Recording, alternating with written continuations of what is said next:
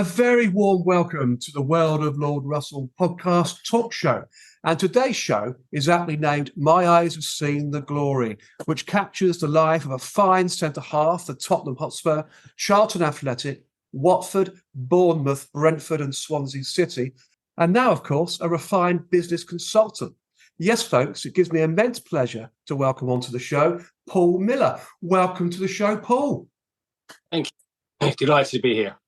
Oh, it's absolutely fantastic having you on the show. It really is. I mean, your career is incredible. So we'll try and capture all the meaty parts of your footballing history through this 1 hour show or so. So, Paul, you began your professional career at Tottenham Hotspur, I believe signing as an apprentice in 1976, and a year later signing as a full professional and spending a season with Skeid Football Club, I hope I pronounced that right, in the Norwegian League to gain experience. But firstly, signing as a professional player 1 year after signing as an apprentice, this must have been a huge moment in your life, Paul. Only happens to the best players, doesn't it?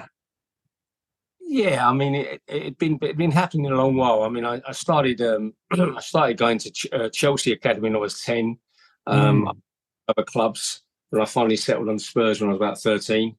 And yeah, it was just the next stage. So you don't really look at it like that. You know, you're just the next stage of your life, the next stage of next stepping stone of your career. And I was obviously surrounded by young players I've known for a while anyway. They eventually joined me. I joined in the first team, and we joined each other. So it was inevitable. But it was just another stage really. So you don't really think about it that much at the time. It's just another stepping stone to where you want to be, which is playing in the first team. Of course it is. But why Spurs? What was your choice over Spurs, other than Chelsea or any other club? Come to that. Well, Chelsea built a new standard of going bust, so I didn't think they were going to earn. That's true. I even thought about money in those days, I think. I looked at West Ham and Arsenal and Queen's Park Rangers and Crystal Palace, who were signing a lot of youngsters then with Malcolm Allison and Terry Venables. I liked that, actually. But they were still in the second division, and it didn't seem right to go that low. Went to Manchester United, had a look at Coventry, Ipswich Town, but eventually Spurs, I felt, offered the best package for me and the best opportunity, because they had an aging team, and I looked at them and thought, well, a few years' time, I've got a chance, which turned out to be true. Absolutely. That's not bad philosophy, is it, really, to be fair? So you looked at a number of clubs, which is a great thing to do, to get your the idealism around where you want to be and what you want to do. That's fantastic. And your football journey, what was your football journey like in Norway, for example, playing for Skeid Football Club, who you were loaned out to, who I understand have traditionally been a club playing in Division 1, 2, 3 of the Norwegian League. What was it like there? Well, what it's actually Skeid. It's pronounced Skeid. Oh, Skeid. Okay. And so what happened is that I was actually the first player ever to go on loan from Spurs, ever. Really?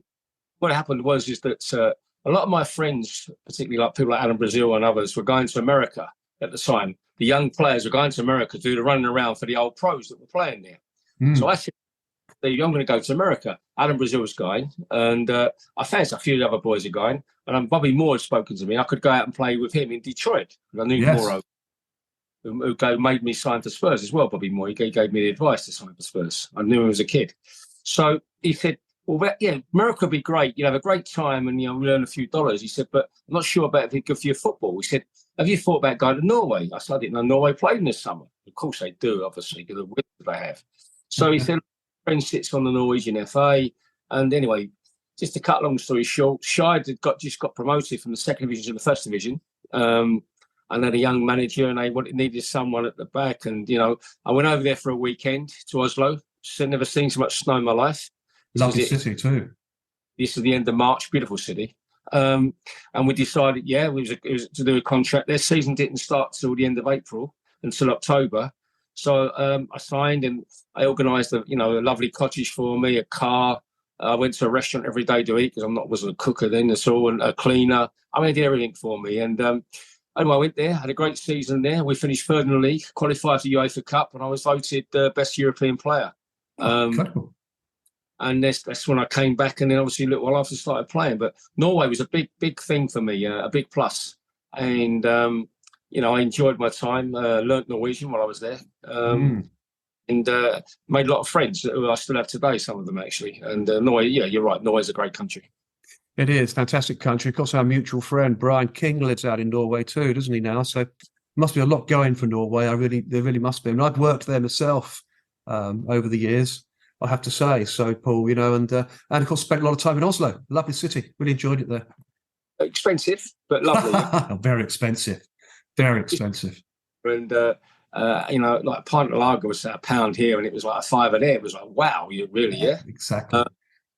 You get used to it because they earn more money. And today, obviously, Norway is one of the richest countries per capita in the world because they covered oil and gas in the 60s, and it absolutely changed the whole country aspect, didn't it? Really, that's a beautiful country, great people too. And what was it like playing under the then manager Leif Eriksen? I can't pronounce this word now. You've told me already. Skilled football club. Skade. That's it. Skade. And how were your footballing skills developed for more formidable English Premier League, or at the time Division 1, of course? How did your skills develop there in a lower league? It was the same thing, really. I mean, life was actually managing the Norwegian under-21s as well. We was used to handling young players. I was never 18 anyway. I was always born at 12, so I was always older. But I marshalled the back and spoke a lot more than a lot of them did, and got on very well with Leif Eriksen. And it was a good marriage really for us. And I came back a lot older and wiser, and a better player experience, and all the else, and also confidence because I played a successful team. And I played against a lot of good players, international players as well, which I had so much at Spurs. All the reserve team, the football combination was a very strong league. But this was, week in, week out against some top players, Scandinavian players, as they were then. Absolutely. And obviously Tottenham Hotspur Football Club themselves must have felt it was a good marriage for you as well, Paul, to go out to Norway. Did they have any previous relationships with Norwegian clubs? No, not at all. That was the thing. Only Steve Perriman had the relationship.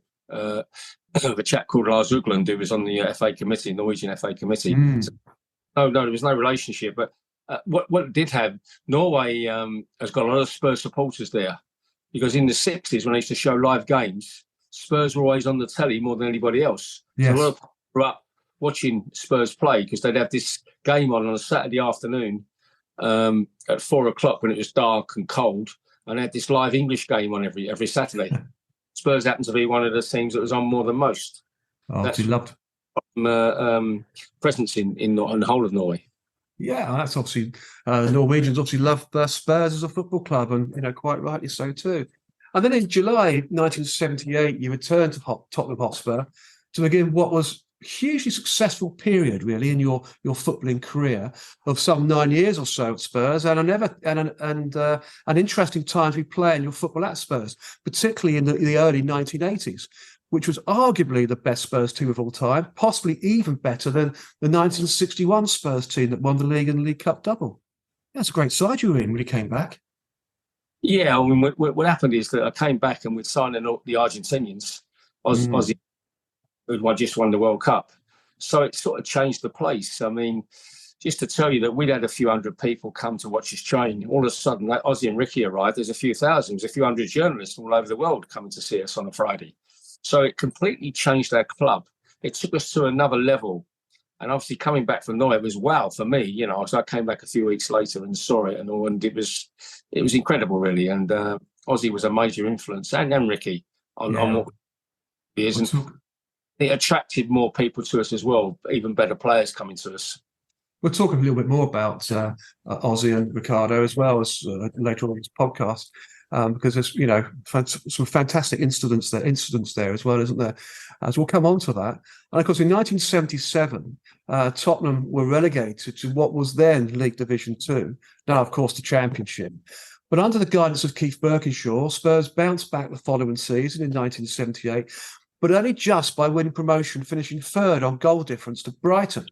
In fact, when I looked at that table, Paul, just 2 points separated the top 4 clubs between Bolton, Southampton, Spurs and Brighton. What a close league that would have been. So, Paul, what was it like playing in the second division in 1977-78 and being part of that Spurs promotion winning side that gained the top flight status once again? I wasn't part of that. I was in Norway when that all happened. Oh, okay. Yeah, interesting. I was in Norway when that was. So I was watching this all from afar. Yes. Because the previous season we got relegated. I wasn't playing. I was only 17 then. Went to Norway and saw us got promoted, and obviously saw the Argentinians as well arrive. So I hadn't seen it, but I mean it was a great achievement. To be fair, we were top for a long while in the season. Bolton eventually won the league on a good side, Bolton, but we finished third, but we deserved to go up because we've been in the top three all season. Yes. Really dominated it. So, I mean, I know the last game was actually quite funny, although I didn't play. I know the story is that Southampton ourselves both needed 1 point to go up. It was actually at the Dell. And I was told it's the most boring game anyone's ever witnessed. No one had a shot at goal. No one wanted to win. Because if either side, by the way, 0-0 was fine. We both went up. 1-1 would have been not fine. Because it was goal aggregate in those days, not goal difference. Yes. Saying is that everyone was saying don't have a corner, everything. So of course the two lots of crowds were happy because as long as it was 0-0, we both went up and it finished. So I think today they would have had a serious inquiry on it, probably. Yeah, a bit of a match fixing going on, kind of campaign. Probably, I don't think it's never happened before or since. Certainly, last day of the season, two teams need to draw a certain score to both. I mean, you couldn't make it up, could you? No, you couldn't make it up. You couldn't. Point each. 0-0 took you both up. 1-1 wouldn't have worked. 2-2 obviously wouldn't have worked. 0-0 was the winning score for both of you. Fantastic, wasn't it, really? What a way to end the season. Our last game of the season to guarantee promotion. It's fantastic, absolutely fantastic. And then, of course, you've mentioned it already in regards to the two Argentinians, because in 1978 it all happened, which it did, when the two current world champions from Argentina joined Spurs, namely Osvaldo Ardiles and Ricardo Villa. It was the transfer deal that rocked football at the time and turned a pair of World Cup winners into what we could call sheriffs of Tottenham. I think it's kind of a word that was coming out at the time. Ardiles and Ricky Villa pitched up at White Hart Lane as a £750,000 job lot. And it's incredible the pricing of players in those days compared to today as a job lot. Unaware they were signing for a club who had just scraped back into the top flight on goal difference. That was some coup, Paul, wasn't it? Really a massive coup for Tottenham. And Ozzy has said so many times since. When Keith spoke to them both in Argentina, he never mentioned we just got promotion. He said, Ozzy had heard of Man United and Arsenal. He hadn't really heard of Tottenham much. He knew of them, but not really. It was the normal route for most Argentinians was to go and play in Italy or Spain. Yes. For England. By the way, they were the first two foreigners ever to play in England. So indeed. Yeah. So it hasn't been something they used to. But so Keith actually told him a little white lie. He didn't tell him we just got promoted. He actually never told him anything. He didn't lie because he didn't tell him. And when Ozzy came, and after the first few days training, he realised how crap we were. He said, and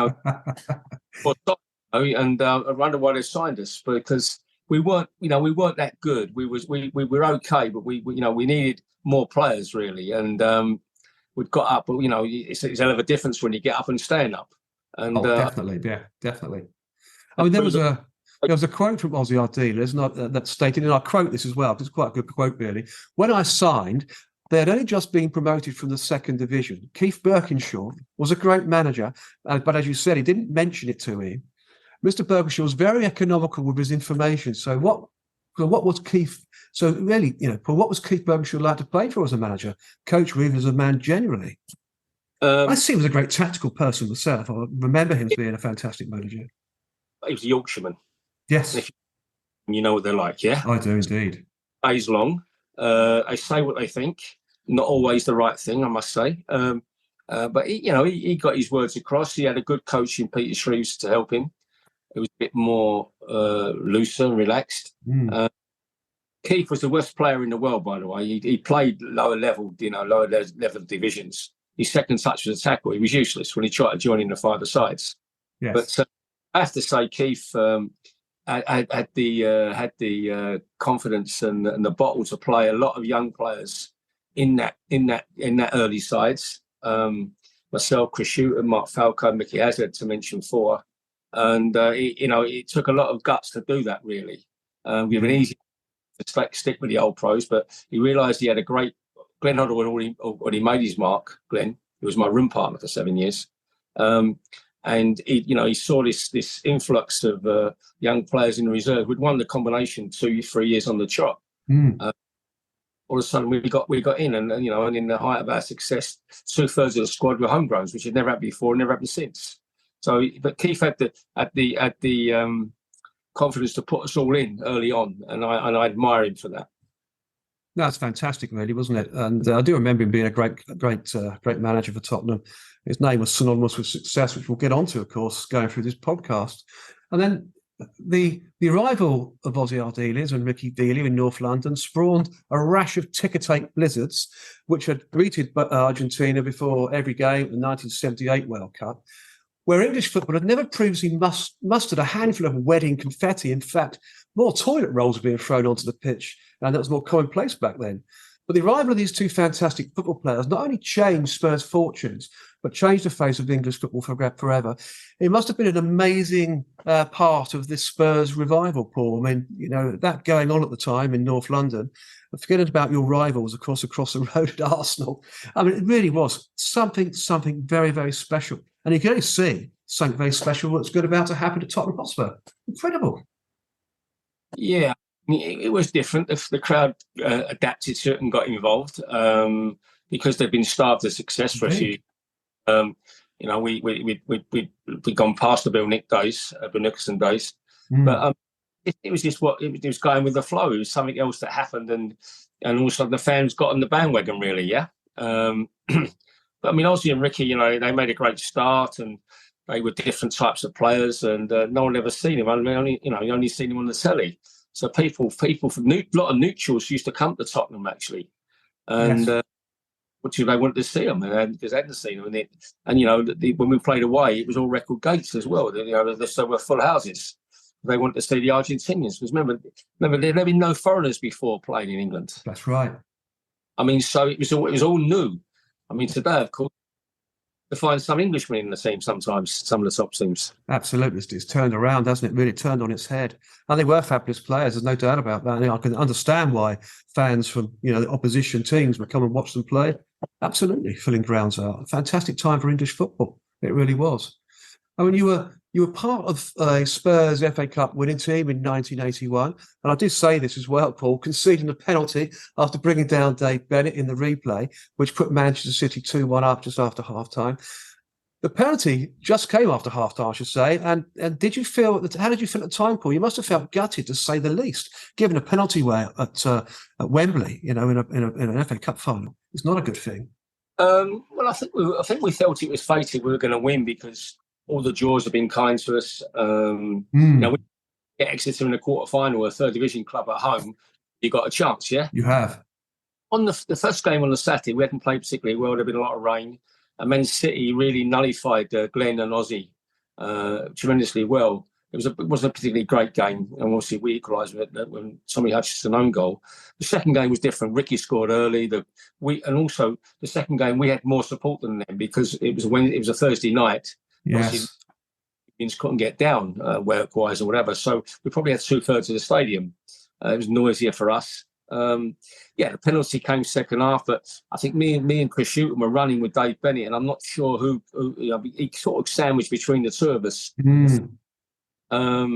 So whether it's me or Chris gave away the penalty, I don't know. It doesn't really matter. We both were gutted, obviously, because of course. But it made it even more exciting because Garth pops up with a goal. It's sort of often called the forgotten goal, Garth Brooks. Yes, indeed. And then, of course, arguably the greatest winning goal ever scored at Wembley from Ricky. From the line beating players and doing what he did. It was a wonderful moment, and very special for all of us actually, because the reason in those days certainly we wanted to become a footballer was to play and win an FA Cup. The FA Cup was there's only 2 games a year live on the telly. The FA Cup final in England and Scotland. So it went all around the world. And, that's what you want. You grew up wanting to play in a cup final, to win an FA Cup. It's the whole reason why you wanted to be a footballer. So to go and do it then, and I was 21 then. So it was a wonderful time and great for the family. You feel very proud. Yes. If you sort of stopped then, it would have been fine, yeah? But yes, it did. Yeah. And of course, yeah, you're right with Garth Crooks scoring the equaliser in the 70th minute, which sort of reprieved that penalty decision. So it's 2-2. And then that Ricky Villa, one of the most memorable goals in FA Cup final history, as you've mentioned. When he went on that Slaven run, I don't know how many players went past, 5 or 6, and of course a match-winning finish at Wembley. And I think that goal now has woven its way into English football folklore. I mean, tell us more about that memorable goal, Paul, which won the FA Cup final for Spurs, beating Man City 3-2. And when that goal went in, how did you as players feel? How did you react on the pitch? Well, to be honest, while it was happening, I was pushing us up from the back, saying push up, to halfway line. So I'm sort of still looking after looking what he's doing. And, I couldn't quite believe what he's doing. Ricky, what are you doing? You're going to pass it or what? I'm waiting for you to pass it. And Garth Crooks will tell you, I thought he was going to pass to him, and Garth had to get out of the way, yeah? It was just Ricky. Ricky could do that. He had wonderful ability and skill to do that. And when the goal went in, it's another moment that you remember of the rest of your life. You run and congratulate him, and and then of course I think myself, Steve Perriman, are saying like, "Oh, whoa, let's calm down, because we've still got to win the only third goal. We've got to do it. We've got to survive another 10, 12 minutes, whatever it was. I can't remember, but yeah." You have to get a sensible head. You have a crazy head for about a minute, and you have to get a sensible head back on, which you do. You back and you go again, yeah. Yeah, because there's that old saying in football, isn't it? You're most vulnerable to let a goal in just after you score. That 60 seconds is quite a vulnerable moment in football, isn't it? You've got to really pull your socks up, really, get your head on and concentrate, which obviously you did. Spurs did on that day, but I do remember seeing that Ricardo Villa goal. I did watch it on TV, the final, the replay. And I always thought, as he was weaving through, he's not going to score. He can't. And of course, when he did, oh, my word, what a sensation. Absolutely incredible. Mm. And of course, a little more bit of history here too, as this was the first ever FA Cup final replay at Wembley, and of course the 100th FA Cup final too. So a momentous occasion to be part of. I mean, we all know the 1970 FA Cup final between Chelsea and Leeds United was the first ever FA Cup final replay, but the replay, of course, was at Old Trafford, not at Wembley. You were in a Spurs side making history, Paul, weren't you, really? From all angles at this time. Lots of history. Yeah. And, and it carried on because we had the Charity Shield in August, and we then got to the League Cup final and then played another 2 FA Cup finals again, a replay against QPR. So we have been to Wembley 7 times on the trot. That's right. I think, yeah. But so Wembley started becoming our second home. Yeah, almost. Before it did become your home, of course, later on when the new stadium was being built. But I was going to say my next cue here was about the Community Shield that year. Obviously, a traditional opening game for the new season. On this occasion, you drew 2-2 with Aston Villa. And you shared the Community Shield. I think you held the trophy 6 months each, I believe, which was kind of traditional in those days. Yeah, there was no penalties. There was no penalties in those days.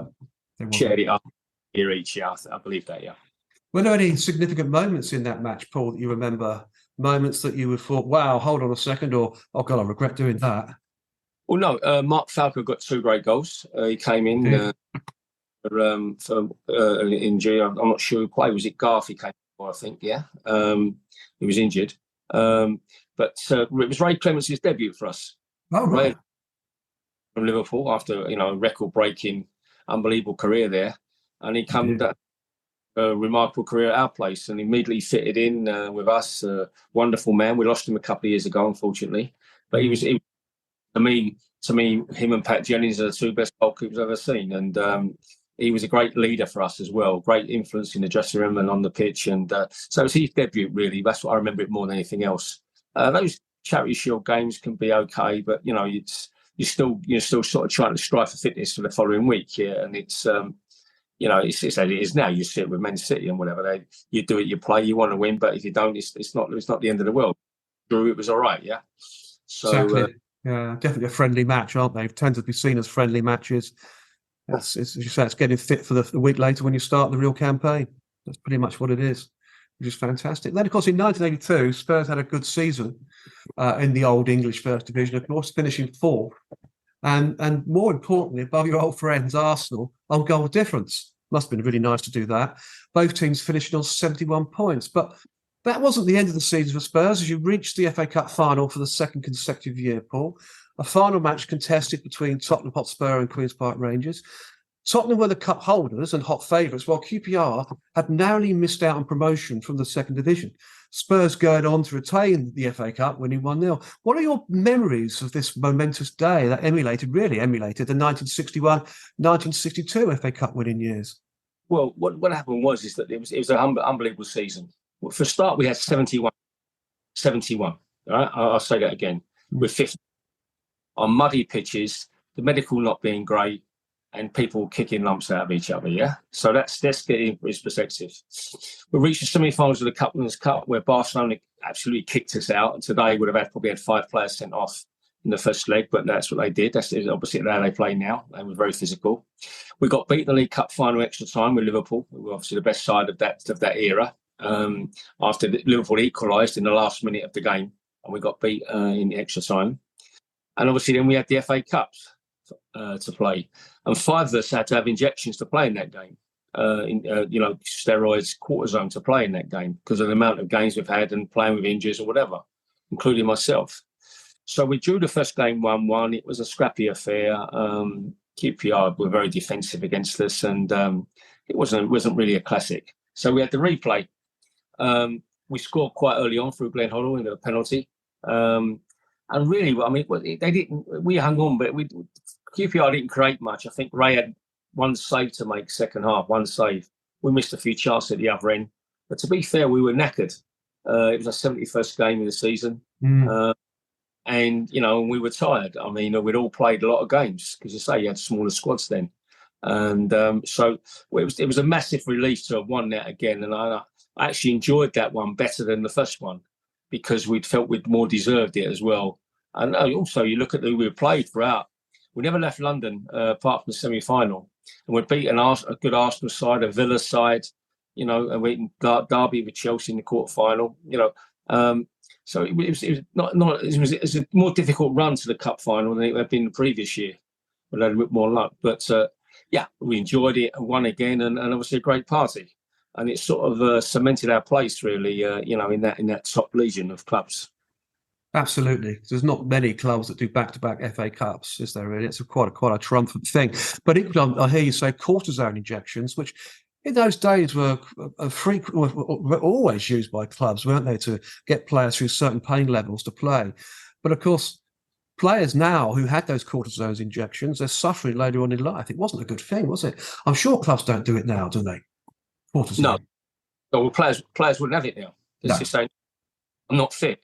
I'm not having it. Remember, it's cortisone and steroid was going into us. I mean, it was how it was. And I mean, if you talk to my generation, most players had it, which is sad, but that was what it was. It was that we didn't know. We didn't know what it was doing to our bodies. We were young men. But you get on with it. I mean, I'm okay. I can walk quite good. I can't run anymore. But there are players I know, colleagues of mine, who are really struggling. I mean, Aussies and Glenn Hoddle, if they've got buggies, they can't play golf. Can't walk around the course. But then again, they were smashed to pieces in those days. Remember, the game was a lot different. And both of those had injections to play at a certain time, whatever. So that's how it was. And but it's a story for most of us, and it's how it is. And up until the 90s, really, the level of medical knowledge was not very good. And there was obviously no scanning machines then either. That's true. Some of the specialists have to guess what's wrong with you. I guess they probably did. If you've got something rattling around in your body, a bit of bone or whatever, cartilage, and you're taking injections, it might mask the pain, but it's going to cause more damage, isn't it? Which it did. But at the end of the day, you want to swap it for the world because you've got the memories to do it. I mean, it's what it was. So you just get on with it. Absolutely, and get on with what you did, which is what he did in those days. A tougher time. The games were harder, more physical than they are today. A different game altogether. But it's moved on a long way, football, hasn't it? Really, not necessarily in the right way, I don't think. I used to like football from the 70s, the 60s, 70s, and the 80s. I preferred it. I liked the hard, thunderous games, the tough tackles. That was enjoyable. It's almost too cosmetic these days, I find. But anyway, that's football. It's a different game now, and yes, it's how it is. It's what it is. So precisely. I think I played in the best of times anyway. So we enjoyed it. I think you did too, actually. You then played in the 1982 Community Shield for Spurs against Liverpool, but on this occasion losing 1-0 to Bob Paisley's English champions. And Liverpool were a great side in those days. There's no doubt whatsoever. The Spurs will make it a habit playing at Wembley, and we've mentioned earlier on, it's became your home ground for a while, as it did later on in life as well, the new stadium. But some great moments for the club, players and supporters, Paul, too, bringing back the memories of the early 60s, in the early 80s. Fantastic time for Tottenham Hotspur Football Club, wasn't it? Yeah, I mean, it was good, and all the families going to Wembley as well, and so many times it was great, and I suppose we took it for granted really that Wembley wasn't far. We did the same, stayed in the same hotels all the time, and yeah, I mean, we always had the massive support there, and I think Wembley enjoyed having this because every ticket we had, we'd never struggled to get rid of. Yeah, even though mostly the Charity Shield was a sellout, everything was. Wembley was a sellout every competitive game. Yes, it was. And of course, in the old days, always 100,000, wasn't it? A lot more than you get today. So always great times. I can remember, watching finals when I was younger, and it was always a family occasion, national occasion, specifically the FA Cup. You don't get that anymore, do you really? Early morning TV, TV, both BBC and ITV, all on about the cup final, all the way through, right up till kickoff. It was an incredible time. Yeah, I mean, I remember as a little boy watching, as you said before, the Chelsea Leeds one. I remember watching that in 1970. And you get up 8 o'clock in the morning, and you go out at 6 o'clock at night trying to emulate the heroes in the streets. But what I'm saying, it's on all day, it's on all day, and that was around the world. I mean, our game was the first ever game that's shown in South America as well, because I was in Ricky in the previous cup final, and you can't imagine. I think there was 850 million people watched our game in 1981, which has been the most ever up until then.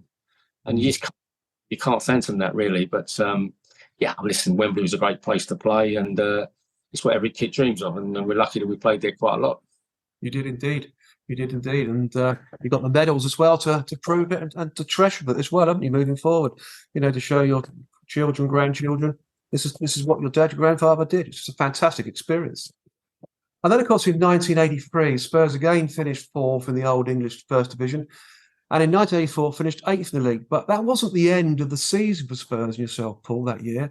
Spurs had qualified for the UEFA Cup the previous season and went on a European march all the way to the final, a two-legged final against then Anderlecht of Belgium, who were defending champions, of course, at the time. And Spurs winning 4-3 on penalty kicks after a tie finished 2-2 on aggregate. But you did have a special moment in the first leg away at Anderlecht, Paul. So tell us all about that UEFA final. And of course, after all, your eyes seen the glory, and of course that goal, your goal in the first leg. Yeah, and what happened is that I'd actually missed the first part of the season with a bad knee injury. I got a cartilage injury, and I missed the first 2 or 3 months of the season. I came back in the side in January, and which coincided with the UEFA Cup run. We had a great UEFA Cup run. The year one UEFA Cup, every team we played won their domestic championship. Every team. Bayern Munich, Hajduk Split, Austria Vienna. And of course, you're right, we're playing the holders, Anderlecht, who were a tremendous side at the time. Great. Belgium has been strong anyway. And so we play, we're going to go and play the final in Anderlecht, which we're tremendous support there. Took thousands there because it's not far, is it? And they all made their way over by the ferries and whatever. Hell of an atmosphere. A young Spurs fan had died the previous night, been shot in Brussels, which is well public, and so that gave a little bit of an edge to the game as well. And then the crowd, there was so many police there. I've never seen so many police. I hadn't scored that season, and I always normally scored a couple a season anyway. And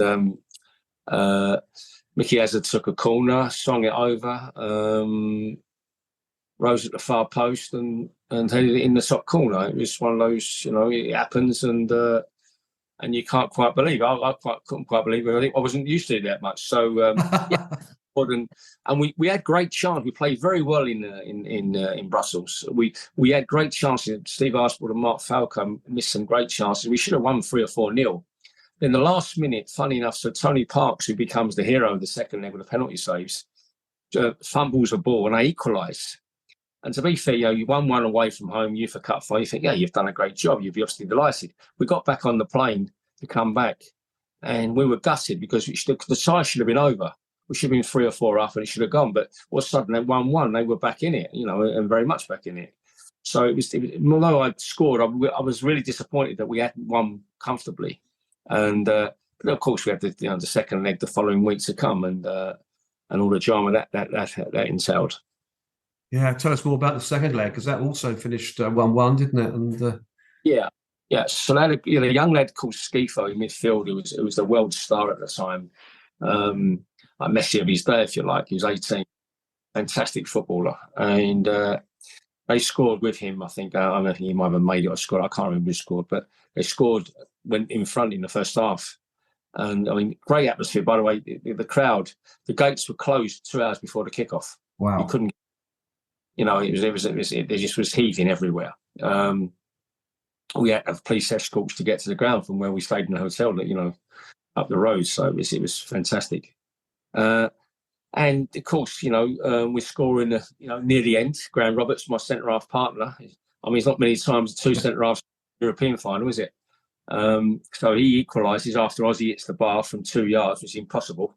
Ozzy missed the unbelievable, and then Graham got a rebound. And then, in the extra time petered out, it was penalties. So then it's down to the keepers and really bottle, I suppose, if you like to call it. We did quite well. Danny Thomas missed one. But obviously, Tony Parks pulled out 2 great saves, and we win. I think fully deserved over the 2 legs. We were the better side over the 2 legs. And in those days, of course, the UEFA Cup was the hardest cup to win, because you had 3 extra games. And where you had in the Cup Winners' Cup and the European Cup, you only had 1 team from each country representing their country there. In the UEFA, 3 or 4 teams from each country. So where you'd have 6 decent teams in the European Cup and the Cup Winners' Cup, in the UEFA Cup, you'd have 18 to 20 teams, because there's 6 or 7 decent countries, yeah? So you'd have a lot more decent sides, better sides in the UEFA Cup. UEFA Cup was by far the hardest trophy to win out of all those European trophies. Yeah, it was always deemed the 3rd best European trophy, wasn't it? No, well, it wasn't. No, it wasn't by the main people who counted, the players and the management, because you had an extra round, so that's an extra 2 games, and the final was 2 legs. So you had extra 3 games, but the competition was a lot better, because you had 3 or 4 of the teams from the top countries all in it, rather than 1 team. So rather than just Liverpool in their team, you could have Liverpool, Man United, Arsenal, and Tottenham there, and then you'd have from Germany, you'd have 4 of theirs. From Spain, you have 4 of theirs. From Italy, you have 4 of theirs. France would have 3. Belgium would have 3. Holland would have 3. So what I'm saying, all these top countries would have more than 1 representative. So that made the competition a lot more difficult to win. So the UEFA Cup was judged. And, you got to speak to people who obviously play, but the UEFA Cup was judged the hardest competition to win. European Cup obviously was the top one, because it was the champions. But they say you could get to the quarterfinal quite easy, because you wouldn't have to play anyone that serious. Remember, there's only 6 or 7, 8 top countries in Europe. So, you play against the, Norwegian champions and Finnish champions and,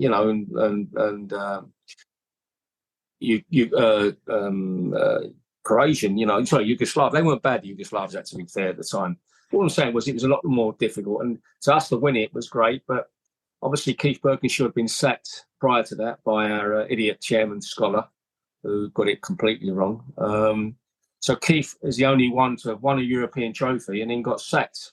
So it was actually got sacked before that.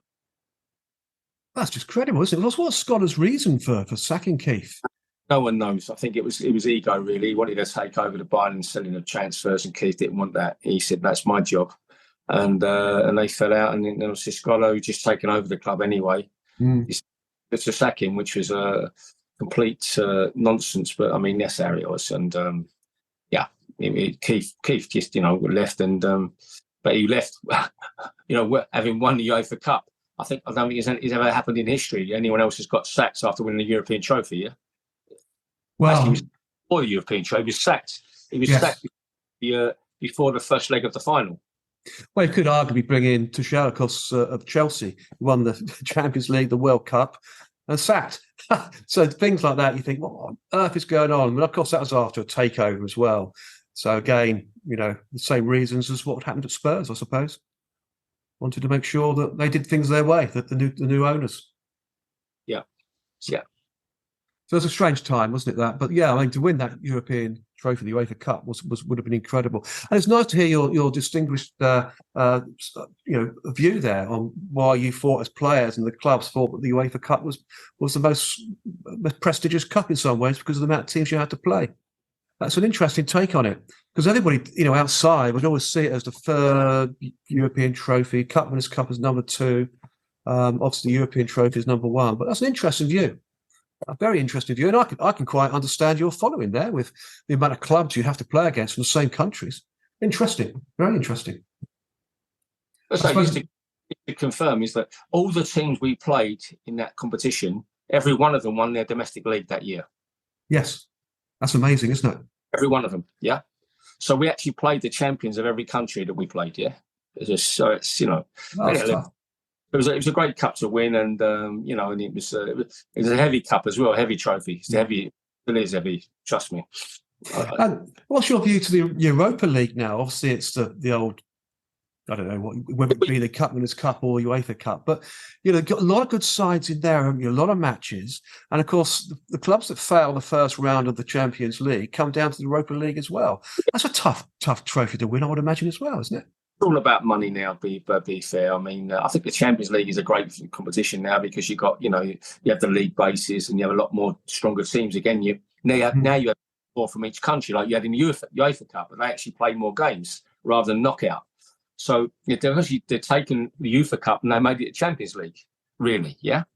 I mean, the UEFA it's just changed its format, and so it's just regarded as different. It's rated differently, and the Champions League now is the one that everyone wants to win, rightly so, because it's got the best teams in. Definitely. I fully agree with that. Absolutely fully agree with that. And then, of course, you did leave Tottenham in January 1987 after 11 years, plus as a top defender. And, of course, with many winners' medals and memories to become a Spurs legend, because you are a Spurs legend, Paul, you really are.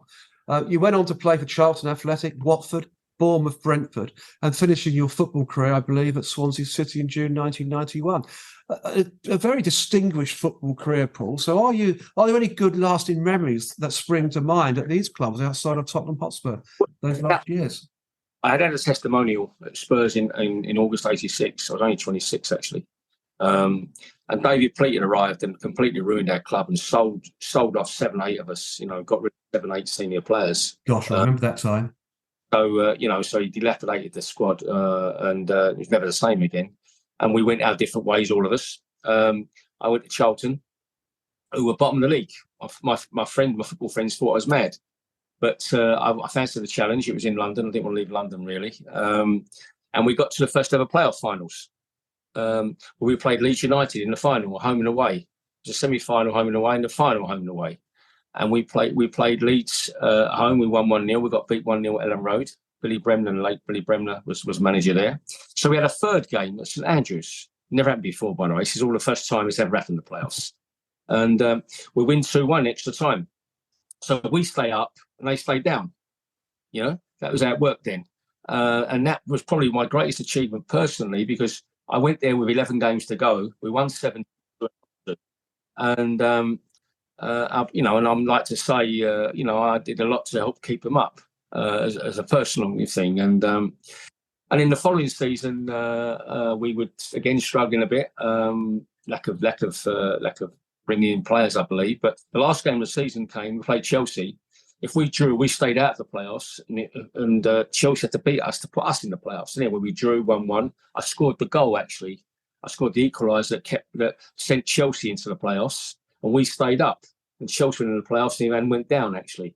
So that was a season and a bit at Charlton was good. And then the start of the following season, I left and I went to Watford, which I quite liked. I was back in North London where I lived. And I got to another playoff with them. It was good, some good sides then. And that was when the Blackburn side that beat us in the playoffs. That eventually won the league a few years later, yeah. So a good time. Watford only 1 year with Elton as well, Elton John. But I mean, and in that because we didn't go up, they had to get rid of us, a lot of us, because we're on first division wages playing the second division. And so Harry Redknapp, a great friend of mine from a young boy. I knew Harry from the East End when I was a kid. He asked me to come to Bournemouth, and I just fancied getting out of London.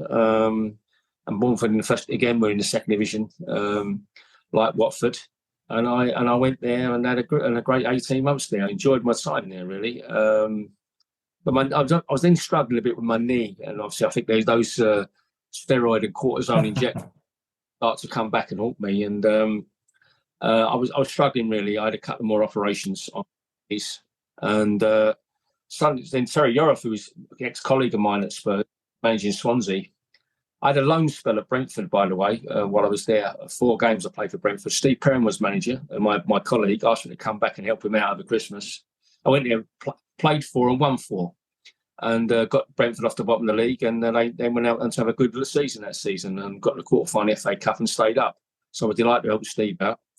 And as I say, I then went on to Swansea with Terry Yoroff, who didn't last long, unfortunately. The chairman was a complete idiot, and he sacked Terry a little while after I got there. And then my knees really couldn't take it anymore, and so I was struggling. And I just retired at the end of the season. I took the insurance money, and they paid my contract up, and I wanted to go and work, to be honest. I felt I had a bit more in me. I wanted to go and work in the city, and I did. So that was it. It was a short spurt at Swansea. I had some nice people down there, but I mean, I wasn't really right. By then, like a lot of us, you struggle your knees and ankles because of what's been put in the past. Yeah, absolutely. I mean, that's the right decision to have made. A lot of players, or some players, don't make that decision and really suffer. And to actually make that decision, because if your knees aren't functioning correctly, you're not going to play properly, are you? And all you're going to do is cause more trouble for yourself from a health perspective. So you made the right decision, I would say, most definitely.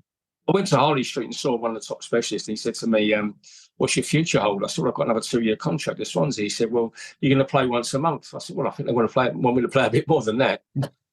You can only play once a month, and after you play, you've got to rest 2 weeks, you've got to ice it and whatever. I said, well, that can't happen. So that's why I had to call it a day, Yeah, good advice. Shot to pieces. So, so I did, and I went and worked in the city, and I had no regrets after that. It was great. Yeah, we'll come on to that shortly, of course. And but after speaking to you the other day, Paul, you mentioned you run a podcast as well, which is quite interesting, which I understand is very successful. You're saying about the downloads you have, and your podcast about Harry Kane leaving Spurs had a huge following and downloads. I mean, tell us more about that. Not just Spurs supporters, it's probably football, England supporters in general as well. Massive downloads. I'm not really a podcast. I do just do LinkedIn, really, because I only talk about which is, I suppose, a type of podcast. I don't do a Twitter or anything else. I'm not on that. But I only talk about Tottenham on my column and stuff. So I mean, I know the Kane family well, and I followed all the transfer, and I just sort of done something on it, and I had 150,000 people likes and whatever people on it. It was unbelievable, really. I never had that many before, but it shows you Harry Kane's power, and. Spurs fans, really, yeah. When I talk about Tottenham, and there's my club, I go to the home games. I see my old colleagues there. We still get together quite a lot, playing golf and lunches and dinners. And I see 2/3 of the team I played with on a regular basis. I don't think that happens to any other club, to be honest. Yeah, and I think you're right, because these days you can see that players don't socialise or build that relationship up together. Some do, but not as a team. They all go their separate ways, and not at clubs long enough either, are they, these days, to build a relationship up as such? They're always moving around.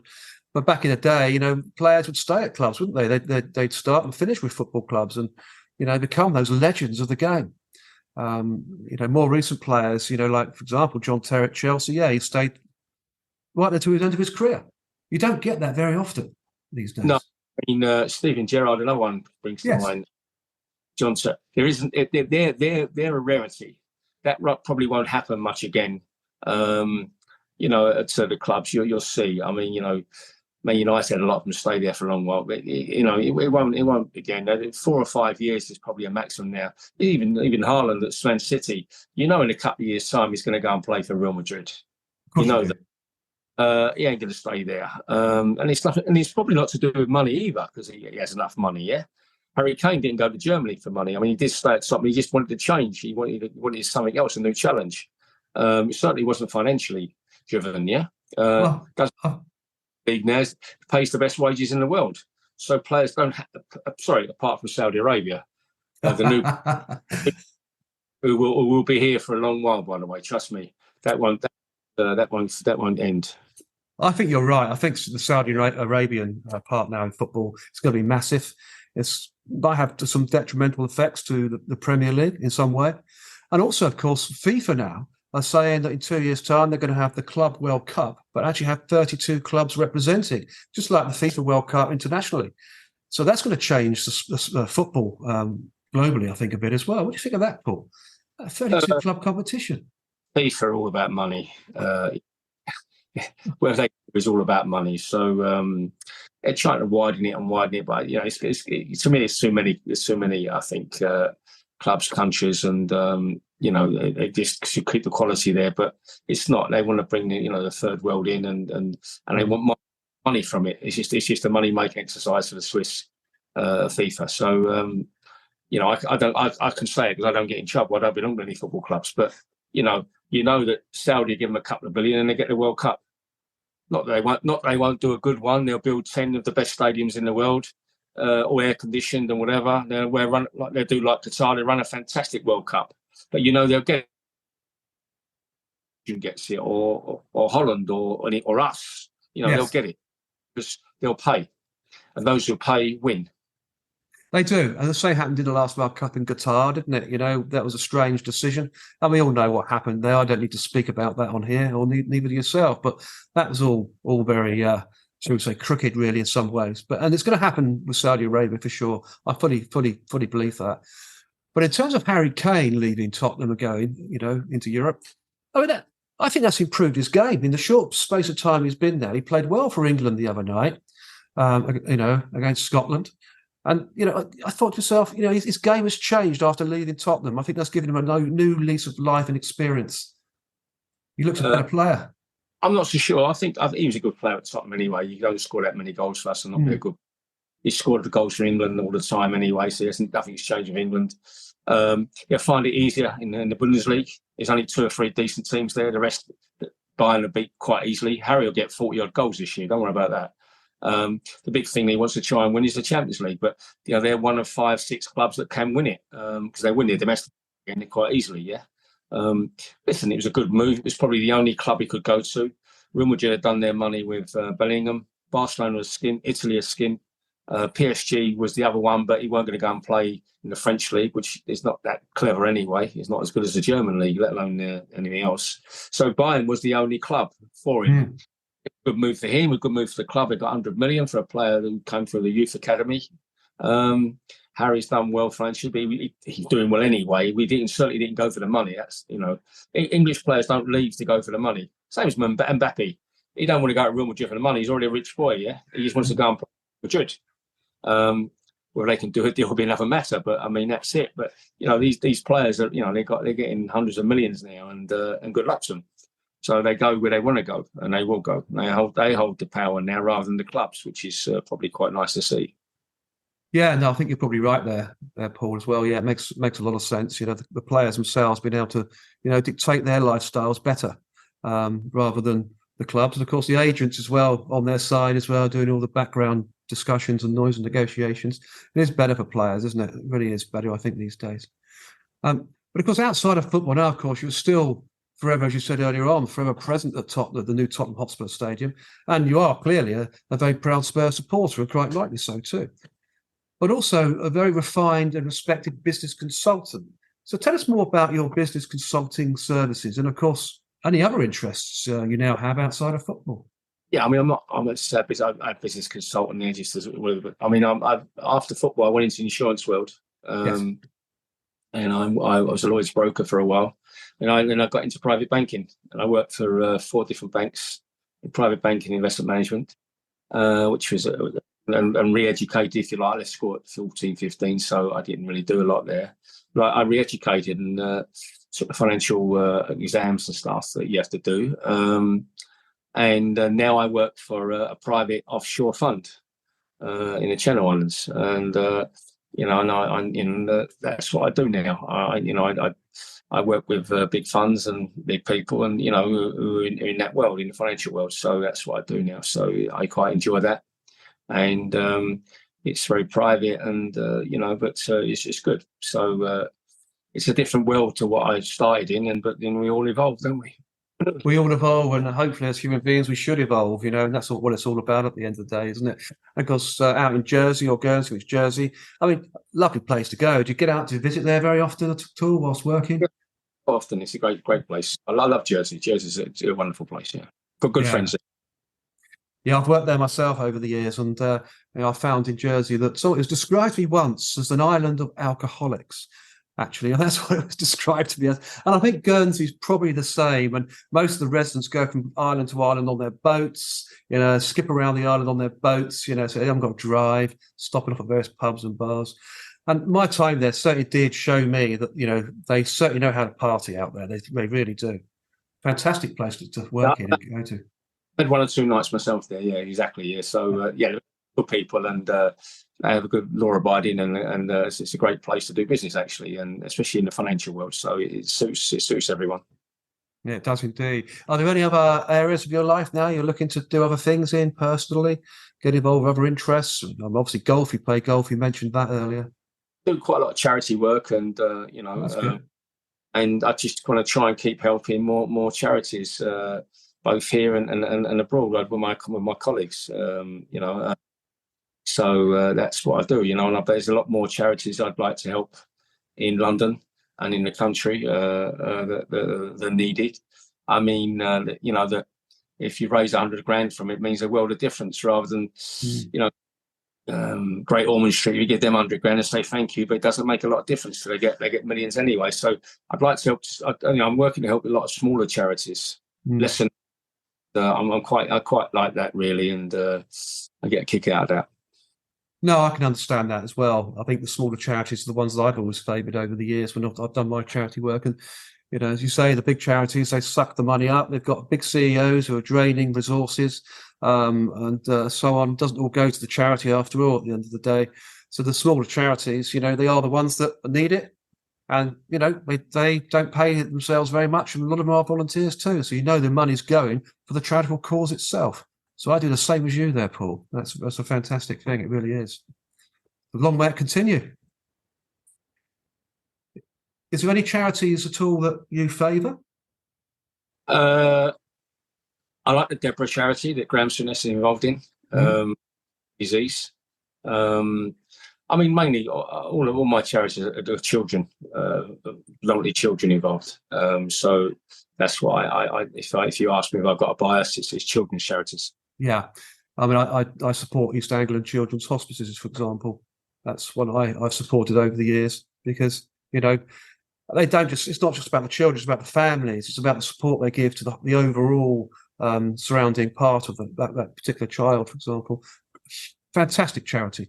I think Kate Middleton as well is patron of each, and I've supported them for many years. Fantastic. Putting on some great events, charity darts auctions and all sorts of things with a lot of the darts players over the years.